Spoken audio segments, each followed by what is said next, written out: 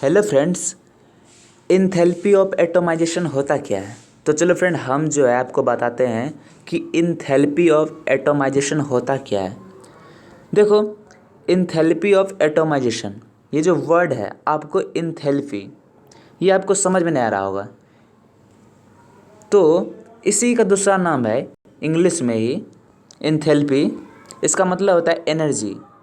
तो फ्रेंड, इसका total word क्या हो गया? Energy of atomization. तो इनथैल्पी ऑफ एटोमाइजेशन होता क्या है? जैसे कि एटमॉस्फेयर में ऑक्सीजन है, नाइट्रोजन है, फ्लोरीन है, ये सभी के सभी जो है ये एटॉमिक फॉर्म में नहीं होता। कभी भी एटमॉस्फेयर में ये अकेला नहीं होता है। ये जब भी रहता है तो ये एक अपना फॉर्म कर लेता है, मॉलिक्यूलर फॉर्म करता है। जैसे ऑक्सीजन जो है वो O2 के फॉर्म में रहता है, नाइट्रोजन जो है वो N2 के फॉर्म में रहता है। तो ये सभी के सभी क्या होता है? मॉलिक्यूलर फॉर्म में रहता है।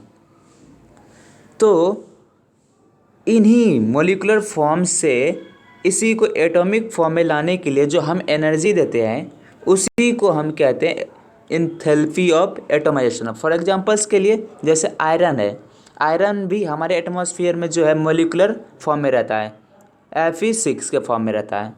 तो इससे जो है हमको Fe के फॉर्म में लाने के लिए, एटॉमिक फॉर्म में लाने के लिए, तो हमको जो है कुछ एनर्जी देना पड़ेगा। तो वो जो एनर्जी देंगे वही एनर्जी हमारा कहलाएगा इनथैल्पी ऑफ एटोमाइजेशन। कहने का मतलब है कि मॉलिक्यूलर फॉर्म से एटॉमिक फॉर्म में लाने के लिए हम जो एनर्जी देते हैं उसी को हम क्या बोलते हैं? Enthalpy of atomization. क्लियर? तो इनथैल्पी ऑफ एटोमाइजेशन क्या है? Energy required to convert metallic crystal in atomic form is known as enthalpy of atomization. यहाँ पे जो है मेटेलिक क्रिस्टल क्यों कहा? क्योंकि जो जैसे Fe है वो Fe6 के फॉर्म में है।